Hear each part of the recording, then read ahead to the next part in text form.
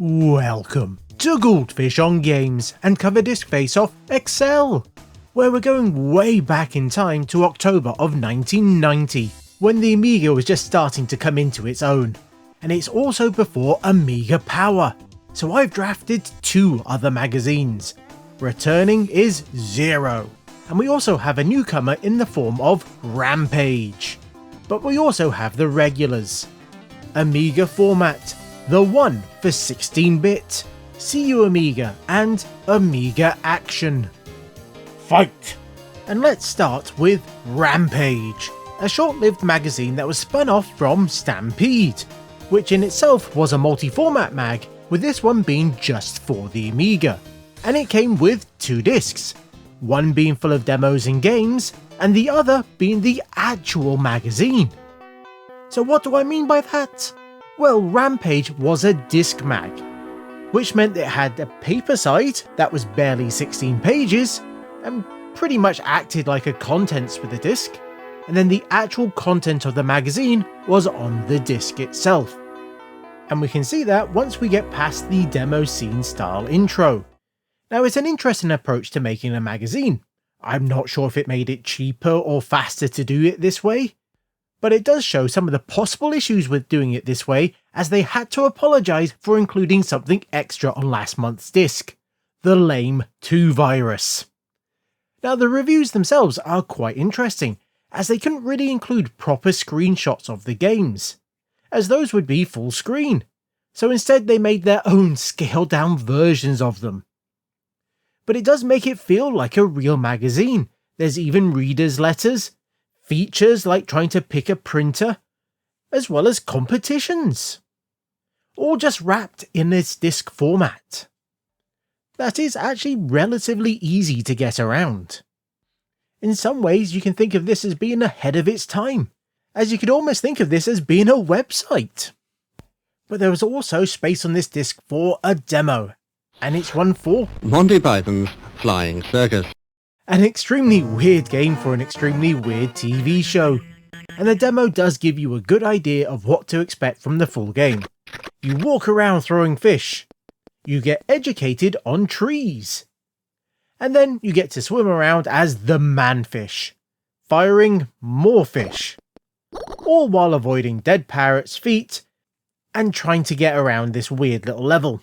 It's completely bonkers, but it's also extremely short. You'll finish it in absolutely no time at all.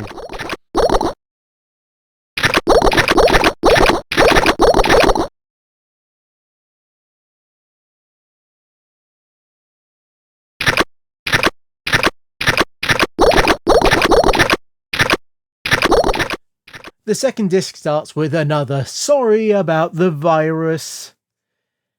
And we also find a full version of Return of the Jedi.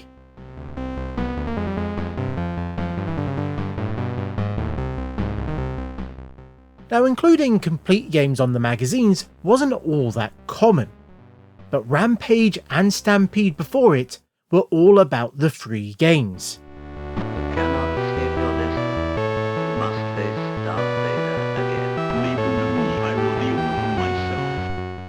Now, you might think that giving away free games that even the budget labels wouldn't touch would be the reason for this ending, but that's not completely true, as the game publishers didn't want a repeat of what happened with the cover tape wars on the Spectrum happening on the Amiga.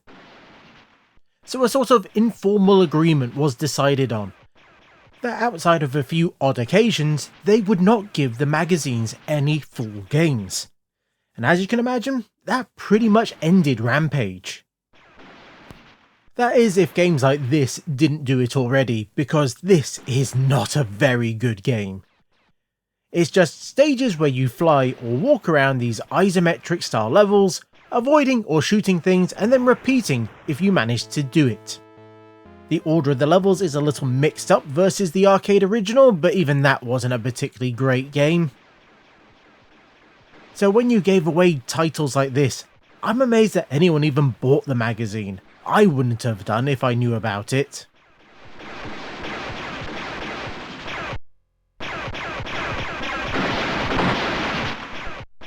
Next is a demo for Rogue Trooper, which is based on the 2000 AD comic, a comic that I've been subscribed to for a couple of decades now.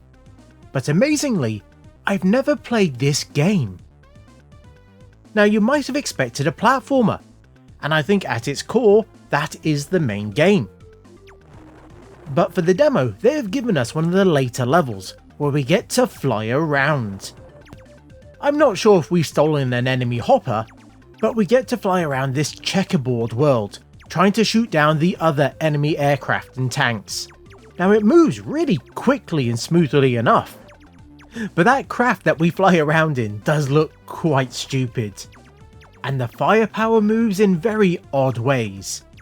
There's also this auto-firing bomb thing that tries to target things. Every so often you'll have to fight one-on-one with these larger ships, and trying to hit them with the way the bullets fly makes it far more of a challenge than it really should be. I actually found it easier just to sit in front of them and tank their attacks while trying to pump in as much firepower as I could.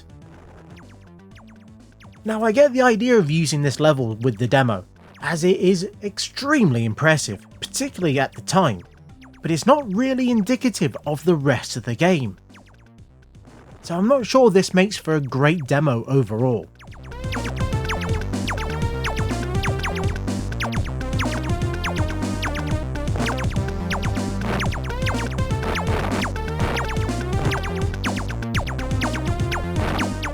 Now, due to what happened last month, they decided to also include not one, but 2 different antivirus programs. So you can really make sure that your system is completely virus-free.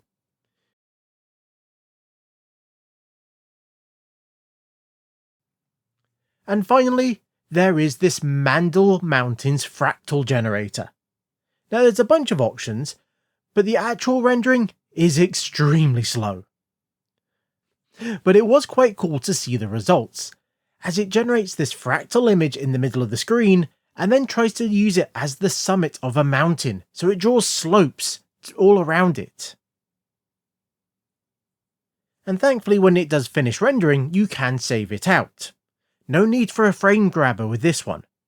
Though weirdly, there's no simple option just to bring the image back on screen again. As soon as it finishes rendering, it vanishes.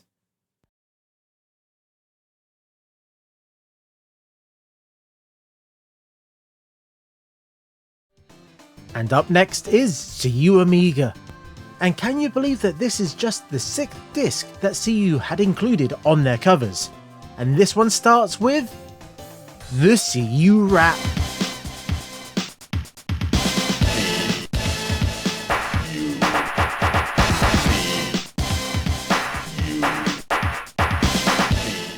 A song by Shredder to Michelangelo, whose shadow makes it look as if he's looking at both us and the floating head of Shredder at the same time.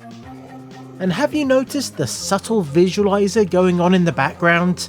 The bars flash when the audio is playing on one of those mod track channels.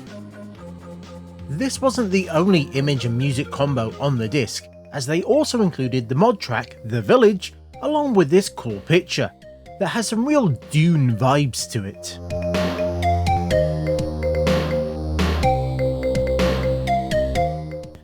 And if that wasn't enough, they also included the Mayhem scene demo. That does feel a little basic by the standards that would be set in just a few years' time, but even though it's just this simple checkerboard effect with some music, it is still fun.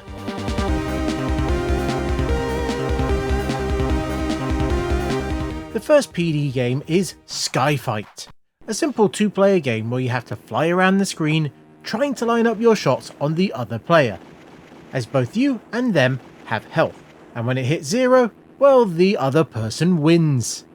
It looks fine for a PD game of this time, even if the controls are a little restrictive with which angles you can move at. And while your plane can move off one side onto the other, your bullets won't.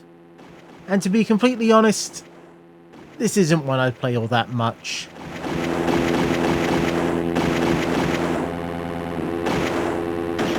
Their final game is Bouncer, a game that they claim to be PD. but looking it up, it might have gotten a limited commercial release at some point. But either way, this is an Arkanoid clone, as there's power-ups that will fall down, although you'll have to be very, very precise in where you place that bat, as it feels the collision box that they have given it is smaller than the thing itself. That and the speed and direction that it ricochets off it is a bit random, so I wouldn't say this is the best take on this type of game. The physics and collision just feel way off, but it does have a nice range of upgrades. Although I never got past the first level, so I can't even say what the rest of them look like.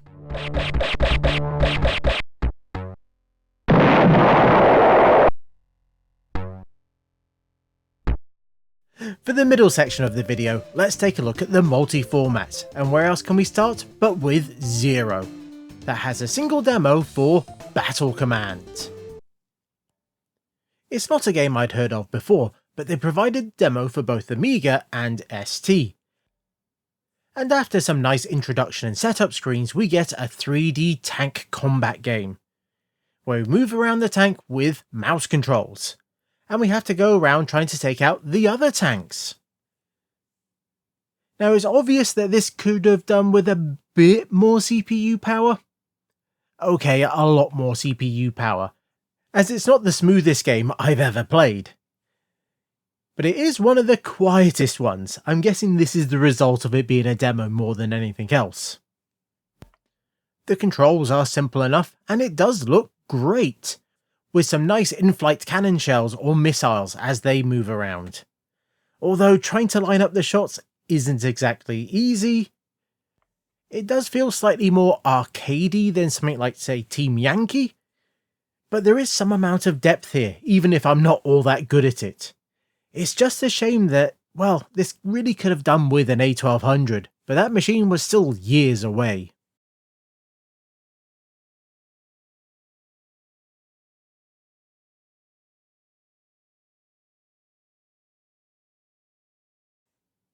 And it seems that this was the 3D games issue for Zero, as they also included an extra mission for F-29 Retaliator, a 3D flight sim, but that required you having the original game to play it.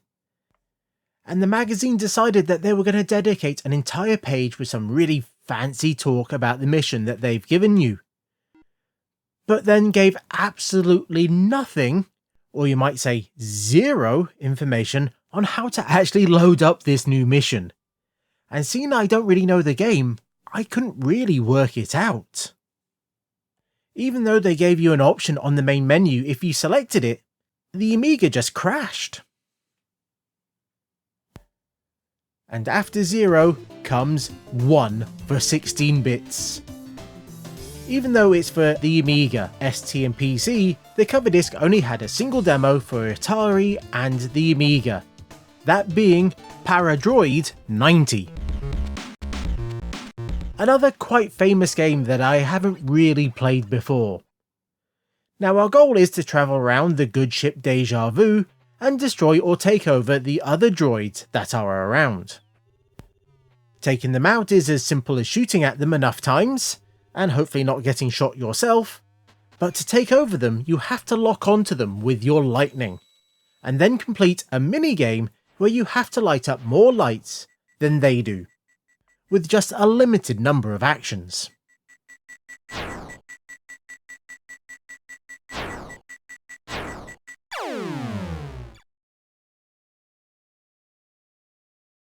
And if you manage to complete it, then you take over that robot, and it merges with you.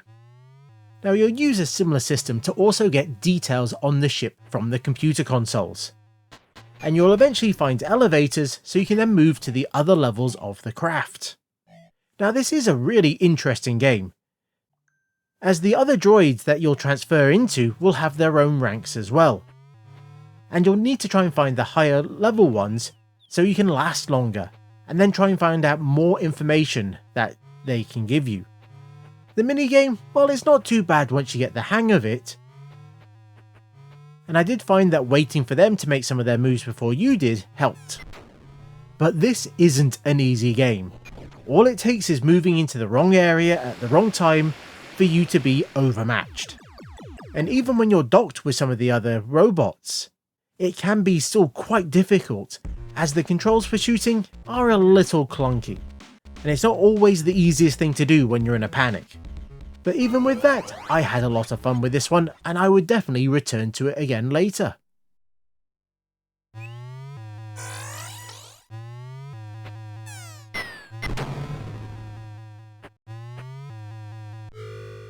Let's take a look at Amiga Format, that has its typical mix of software, like its Picture of the Month that looks nicely 3D rendered.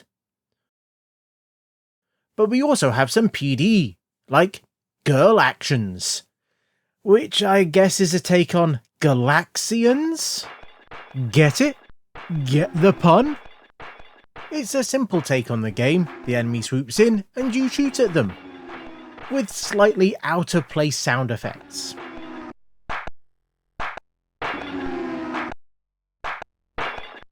It's fine, but it's absolutely nothing special.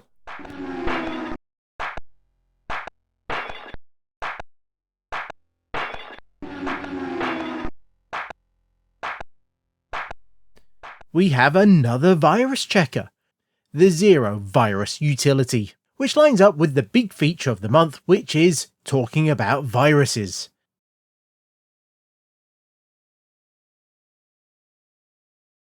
They also mention that you can design your own menus, using the exact same utility that they did for the main menu. Now this one feels like a bit of a cheat, right? And finally, there is a simple program called Vector Check that returns details on your machine. I think this is meant to be more geared towards developers, as I think there's source code to show you how this all works. They also included a game demo for Flip It and Magnus, a game that shows that having fancy graphics does not make for a good game, as just look at how nice that background is. But it also hides the platforms that you need to jump on. But even if you could clearly see what's going on, it wouldn't really help you, as you have to try and pick up objects to interact with the other various creatures and things that you'll find in the world, because we are trying to find some water. This is all done by holding down the fire button to switch you into selection mode, and then you can pick things in the inventory. And once you've done that, you can then press down to use those items. Or at least, so I've gathered, as I've not really found any objects that work correctly with anything else yet. Because did I mention the jumping? It's awful, and the way that other creatures will just smack you around is extremely annoying, as you'll end up just falling down the map, and guess what? Some of those creatures are also throwing things straight down that will also knock you around. This was just an exercise in frustration, and it's a game I truly do not want to play again. And obviously, Amiga Format thought the same thing, as they didn't even bother to review it.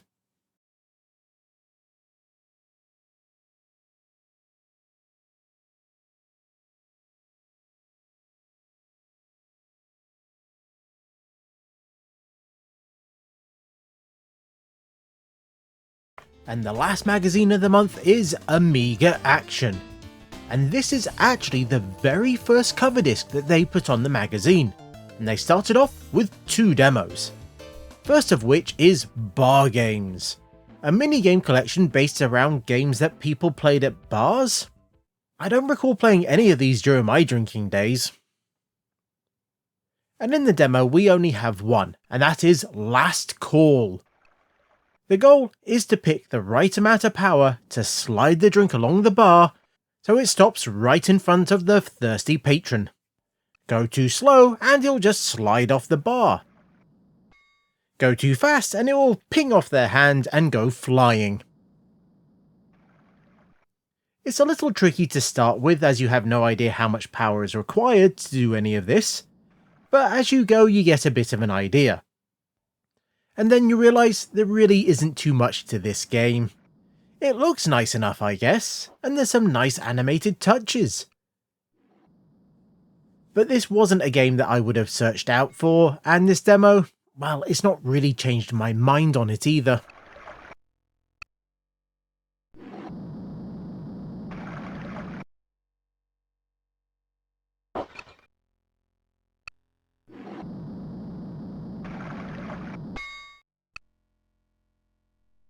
And the final demo for the month is The Killing Game Show. Now this must be a slightly earlier demo for what we've seen previously, as it doesn't even include the intro. But it does have a different level to what we've seen before. Now the goal of this is to, well, get to the top of the map, which is much easier said than done, as there's this rising, let's say, lava that keeps trying to push you up, all while things flying around will be attacking you as well. To keep going, you'll have to find keys to unlock the doors, which can be found in these rock piles that you'll have to shoot to open up. But those rocks might also have upgrades instead. Now our little robot machine can also climb up the side of walls, which is quite fancy. What's also fancy is that when you die, the game will let you replay your previous actions, and then you can take over when you made a mistake, so you don't have to do all the stuff all over again. Now if you do play this demo, you might want to turn the music off, as a few of the times I played it, well, it sounded like there was tracks missing, or at least instruments missing, and it did sound quite bad.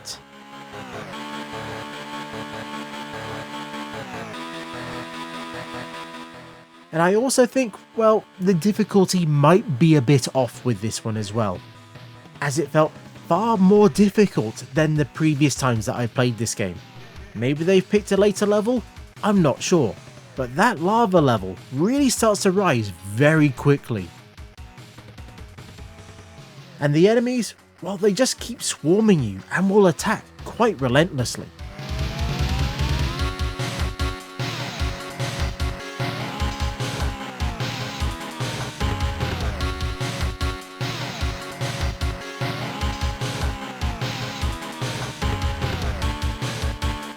And with that, we're done with this quite odd month, as not as much software as normal, or even demos, but I guess this was still quite early in the whole process of releasing cover discs.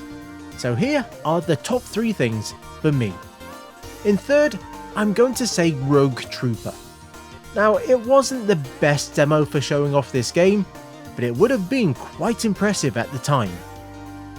In second place, The Killing Game Show. An interesting game with some nice movement, even if it is the hardest demo of the episode. And in first place, Paradroid 90, a game that I've heard about and I've seen a bit of, but I never really experienced it up until now, and I can see the appeal, so we might have to check this out in more detail in the future. And as always, if you have anything to say about my choices or the magazines in general, let me know in the comments. And I would like to say thanks for getting this far, and I'd also like to thank my amazing Patreons, who help get episodes like this made. And if you'd like to join them in seeing episodes a week early, getting hints at upcoming episodes, as well as getting to see your name on the screen, then you can join them for free. As always, there will be links in the description. And until next time, I was the Goldfish, that was really a jump back to the early days, and this was Goldfish on Games.